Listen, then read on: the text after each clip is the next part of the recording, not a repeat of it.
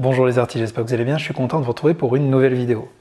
Alors aujourd'hui je vais répondre à une question de Jocelyne qui me demande « Comment faites-vous pour garder la motivation et le plaisir pour peindre ?»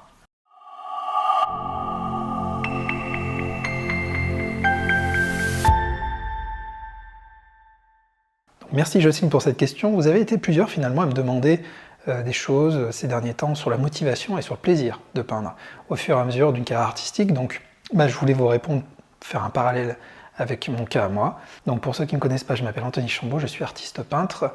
Donc je fais de la peinture abstraite mais à l'acrylique. Et effectivement, j'ai réalisé plusieurs centaines de tableaux ces dernières années. D'où peut-être cette question, c'est certains pensent qu'il est possible de se lasser de ce que l'on fait. Et je voulais vous donner mon ressenti. Moi, plus j'avance dans mes créations, plus je peins, et plus finalement je suis motivé, et plus je trouve de plaisir. Certains vont penser qu'effectivement on fait rapidement le tour des choses. Je peux vous assurer que quand on fait de la peinture abstraite et à l'acrylique, le champ des possibles est très large. On ne fera jamais le tour des choses. Du moment où on est dans une activité créative, la créativité, je trouve que c'est sans limite. Ça ne dépend que de vous, justement, des moyens que vous allez vous donner et de votre aptitude, de votre façon à pouvoir être créatif.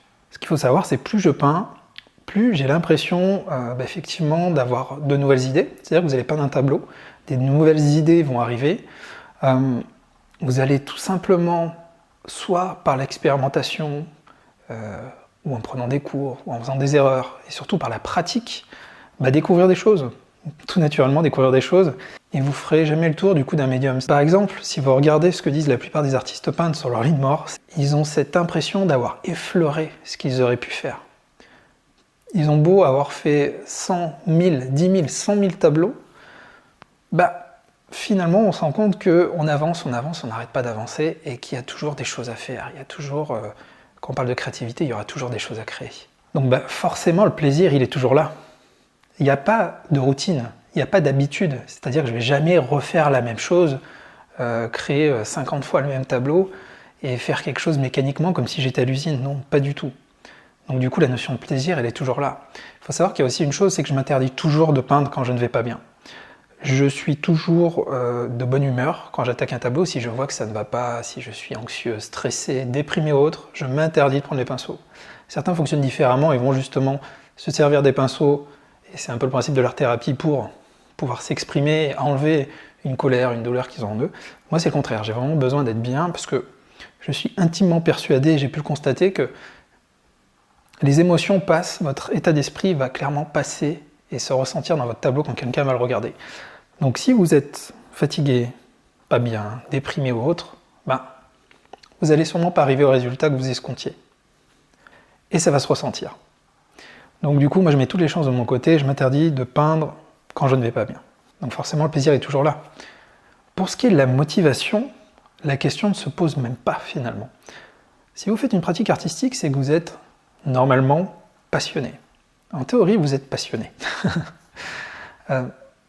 Si vous posez la question de la motivation, est-ce que je ne suis pas vraiment motivé pour peindre ce tableau-là aujourd'hui, j'ai plus trop envie de faire ça, c'est que la passion s'est éteinte et que vous avez peut-être plus autant d'affinité pour la pratique artistique dans laquelle vous êtes actuellement. Si vous faites de l'acrylique et de l'abstrait, peut-être que c'est plus de l'aquarelle qu'il vous faut faire, ou du pastel, je ne sais quoi. Il y a un travail d'introspection à faire sur vous pour vraiment arriver à déterminer ce qui vous convient le plus ou ce qui vous convient sur le moment, parce qu'après ça dépend aussi des phases, des périodes de votre vie, voilà, c'est jamais quelque chose de figé. Donc moi évidemment, la question de la motivation, elle ne se pose même pas. Plus je peins, plus je suis motivé, plus je suis déterminé. Je le suis d'autant plus maintenant que je vis de ma passion, clairement. Pourtant, quand j'ai commencé la peinture, je n'envisageais pas du tout ça. Et puis j'avais bien sûr mon autre vie professionnelle dans laquelle, vous connaissez peut-être mon histoire, qui me prenait beaucoup de temps. J'étais co-gérant donc une agence de création de sites internet, et ça nous prenait vraiment tout notre temps, toute notre énergie. Et pourtant, malgré ça, quand j'entrais le soir, il fallait que je peigne. C'était là, c'était en moi. Je pensais tableau toute la journée, j'avais des couleurs dans ma tête, il fallait clairement que je ne laisse pas dormir ça. Donc la passion était là, et elle l'est toujours. Donc si effectivement le titre de la vidéo vous a interpellé, et que vous-même vous vous demandez est-ce que j'ai encore du plaisir dans ce que je fais, est-ce que je suis encore motivé, c'est qu'il faut effectivement se poser ce genre de questions. Vous allez avoir un travail d'introspection à faire sur vous. C'est-à-dire qu'il va vraiment falloir aller au fond de vous pour essayer de voir si vous vibrez encore pour ce que vous faites, ou si vous avez quelque chose d'autre qui pourrait vous intéresser. Des fois, il faut sortir un peu de sa petite bulle créative pour voir ce qui se fait d'autre et faire des essais. Moi, ça n'a pas toujours été la peinture. J'ai eu des grosses périodes musique, que ce soit guitare, que ce soit DJ, mais vraiment des périodes importantes dans ma vie. Aussi la période danse, enfin, ma créativité s'est toujours traduite de façon différente. Donc il faut aussi beaucoup s'écouter. Sinon, vous risquez de passer à côté de beaucoup de choses. Après, l'aspect motivation, il peut être pris différemment. C'est-à-dire que certains se disent « Ah, j'arrive pas à tenir mes objectifs, j'arrive pas par exemple à vendre tant de tableaux, j'arrive pas à devenir professionnel, etc. etc., etc. » Alors, si c'est la motivation par cette forme-là, c'est encore autre chose. Ce qu'il faut savoir, c'est que si vous souhaitez devenir professionnel, c'est un travail titanesque. On n'a jamais été autant d'artistes peintres qu'en ce moment. Jamais autant d'artistes peintres. Donc effectivement, il y a une demande, mais il y a énormément d'offres. Donc il va forcément falloir tirer votre épingle du jeu. Vous devez une fois de plus être passionné parce que vous allez devoir mettre toute votre énergie dans de la communication, dans les méthodes que vous allez utiliser pour montrer vos tableaux, et puis bien sûr continuer à peindre des tableaux, etc.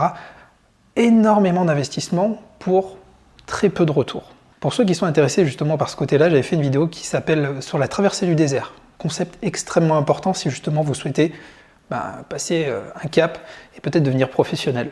Et dans cette vidéo, je vous explique comment, dans la vie de tous les jours, pour tout ce qu'on entreprend, 9 fois sur 10, il va falloir les 6 premiers mois pour une activité investir énormément d'énergie pour très peu de résultats. C'est pareil pour la pratique artistique, sans parler de vendre du côté professionnel. Au début, quand on peint un tableau, c'est classique, on veut tout de suite du résultat. On se dit « Ah, je vais arriver à faire ce tableau. Je vais arriver à utiliser de belles couleurs, à faire de belles compositions ou autre. » Non, ça vient pas tout de suite.